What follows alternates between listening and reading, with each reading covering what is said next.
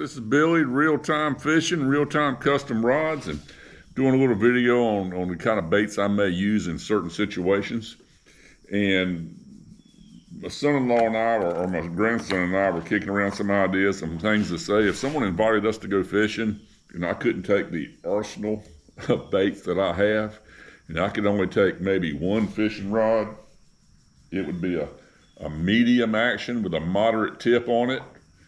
And I would take these baits, and I guess I've got 10 or 12 laid out here. Well, first thing in the morning, as I filmed this is June the 21st, I believe. And I think yesterday was the longest day of the year. So the thing about speckled trout this time of year, you've got to be there early. In the wintertime, I fish them a little different than I do in the summertime. In the wintertime, they go down into the deep water at night because that's the most comfortable water. And they will stay down in there until the sun starts coming up. I've had more action on speckled trout on a cold December morning at, say, 8 to 9 o'clock in the morning to even 10 than I have at daybreak. So I don't break my neck to get out there first thing in the morning in January, say November through February. But this time of the year, the last time I went fishing, my boat motor or my boat trailer is getting some work done on it, so it's been in the shop for about a week, and I didn't go about a week before that, so it's been a couple of weeks since I've been fishing, and it's driving me crazy. But the last time I went, I think the water temperature was 79 degrees where we were fishing.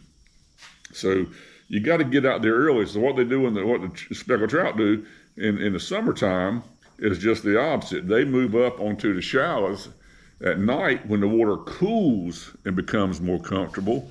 And then as the sun comes up and things get warmer, the water temperature goes up a few degrees, they're going to go back down into those deeper holes. And the area I fish in is around the Pamlico Sound, and a deeper hole, it might be, I'm not fishing much deeper than, say, 6 feet. 5 to 7 feet maybe, but really around 4 to 6. So anyway, I'm going to get out there with the sun before the sun comes up. I'm going to be out there on the water throwing a bait, probably somewhere around 5:30, 5:20 maybe, this time of year. And I'm going to start with this bad boy right here. This is the Skitter V. It's got that, I call it the 808 color and mirror lure. I mean, it's made by Rapala, but it's not a mirror lure, but it's got a dark back, a gold side, and an orange belly. And that is money when you're fishing it for speckled trout. When we get there, a lot of times, of course, what I do is I'll look and see what's breaking or what starts to move. And again, mostly what they feed on, the area I'm fishing is I'm going to say 80% is shrimp. And you can actually see those shrimp flicking all through as you're fishing that morning early. It's a very exciting time. But I'm going to fish that. I've had good luck on that. It has a real deep rattle. I've also got this she-dog from Mirror Lure. It's kind of a bone color with a little orange strip down the middle. Again, hope you can hear that. That's a deep rattle. And one you don't hear much about is the Yozuri. I think it's a 308 or either a 300. I can't read the writing on here. All these have been used a lot and caught some fish, and they're starting to show it. It's either or 30B, 3DB maybe, 3DB. It's a Topwater greenback, and I like this too because it has a little bit higher pitch of a rattle. That you hear very little about, at least in the circles I run in, but I've caught as many fish on this. My son-in-law was fishing, or my grandson was fishing with this beside me, fishing with this. And he was getting more action than I was getting. So this is money right here. Like I said, it's a Yozuri 3DB is what I believe it says. Like I said, that's probably going to be, say, 5:30 to 7, maybe 7:30. Then I'm going to start seeing what's happening. The water temperature now, the sun's popping up, and the water temperature is warming up a little bit. So now I'm going to be anticipating those fish moving down, of course, with the bait. The bait moves down too, down a little bit into a deeper hole. And I'm going to somewhere during that time when the top water tapers off, I'm going to fish. This is a DOA shrimp. Now, folks, that's not as pretty. This is also a DOA shrimp. I've caught more on this one than I have on this one. It's not as pretty. I'm sure that one works. Just my own experience. This is a voodoo shrimp. Looks great. Looks very good. Now, I have not given it a fair shake, to be honest with you. You tend, as a trout fisherman, to stick with what works. That color right there works good. That just is a great looking bait. Lot of tail action. Great looking shrimp bait. But I'm going to fish these shrimp baits kind of slow, just jerking them real quick every now and then. Probably from 7:15 or 7:30 to maybe 8:30. And again, now the whole time the sun's coming up and it's getting warmer. Then I'm going to, if I see we used to call them sprat growing up. I think they call them menhaden now or whatever. If I see some bait breaking, some minnow-type bait breaking, I'm going to throw on this. Now, this is really a worn-out bait. I've caught some fish on that. That's a MirrOlure MR17 in the 808 fashion. Black back, excuse me, gold, broken glass side, and an orange belly. Now, folks, when the trout are up the creek in the winter, this is money. I don't know if that looks like a brim with a golden bottom or orange bottom or just what, but they like something golden. So I'm going to throw that on there. My only complaint with MirrOlure, I'm a MirrOlure man. I love MirrOlures, but this is an MR. Right now it's an MS. The R stands for rattle. M is for MirrOlure, R is for rattle. I don't know what the 17 stands for, but this is silent. This is an MS. It does not rattle at all. I challenge you to go through your tackle box. If you fished that MirrOlure more than half a dozen times, certainly 10 or 12, try to rattle it. I guarantee you it's froze up. I don't know why that is. Anyway, the day's moving on now. It's 8:30-ish. Fish are getting down, say 9 o'clock now. As the fish are getting down in a little bit, maybe 5 feet, 4 to 6 foot of water. Then I'm going to start throwing this right here. I got the red head on it, which is an old school jig head. And this is a DOA jerk shad. That's a 5-inch. I love a 5-inch. Those flakes in there underwater in the area I fish, eastern North Carolina T-sting border, those flakes just magnify, and it just looks great in the water. I've caught a bunch of fish on that. Speckled trout, flounder, redfish, you name it.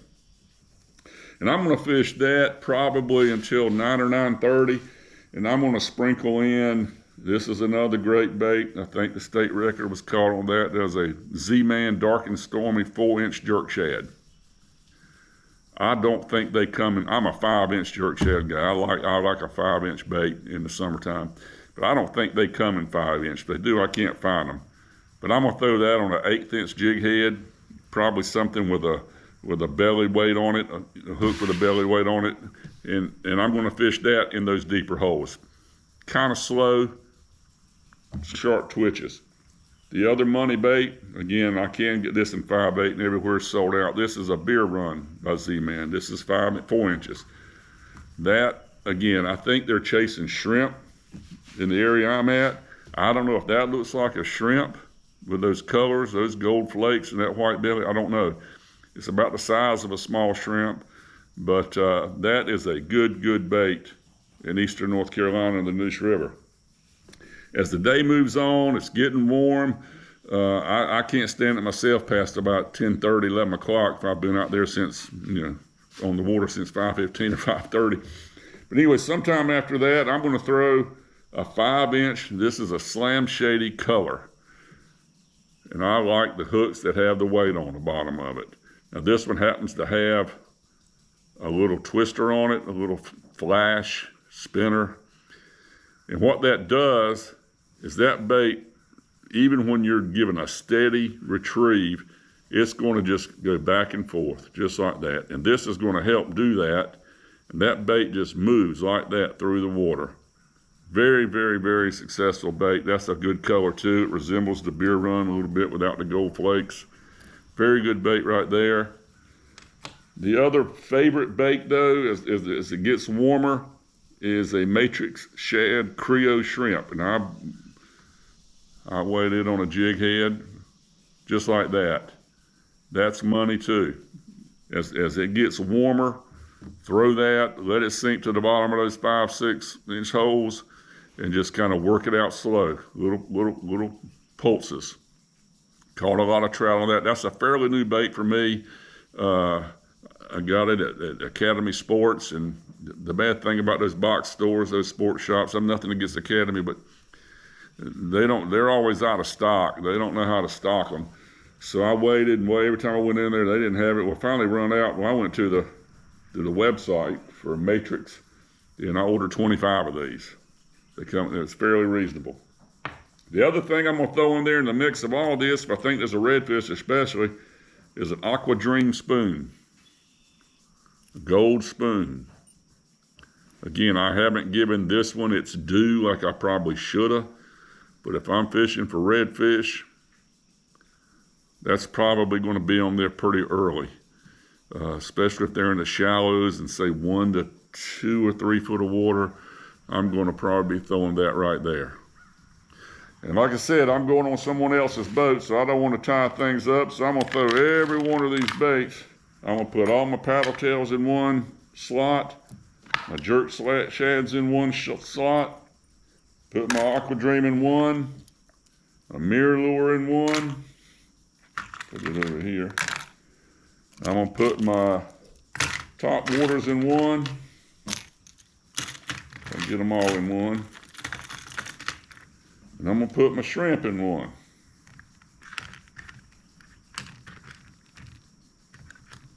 I'm going to close that up. I'm going to take one rod. I'm going to get on my buddy's boat. That's what I'm taking. Now, again, this is all hypothetical, and nothing happens quite that simple. These are all pretty durable baits. Where I fish, I don't get hooked up a lot. I don't lose a lot of baits. They get wore out, but I don't lose a lot of baits. So there's all that to consider. But if I've got a short trip, a good friend, he says I've got a small boat, this is what I'm taking. It's a tough choice. I may take those in June or July. It'll certainly be different in October. Definitely be different in November through March in my area. But that's what I'm taking. Well, I hope this helps you out. Folks, if you like what you're seeing here on these videos, like and subscribe. We're just trying to get monetized one day. I don't plan on making a bunch of money on YouTube. Don't get me wrong. I'm not even doing it for that. But if I can get a few bucks to put gas in my boat, I might go fishing one more time a week than I go now. So it helps the channel, helps the algorithms. If you've heard any of these videos from anybody, you've heard that spiel before. But I really would like for you to like and subscribe. And if you have any comments about any of these baits or any fishing rod, anything I do, Eastern North Carolina, give me a shout, leave me a comment. I answer all my comments. I answer every one of them.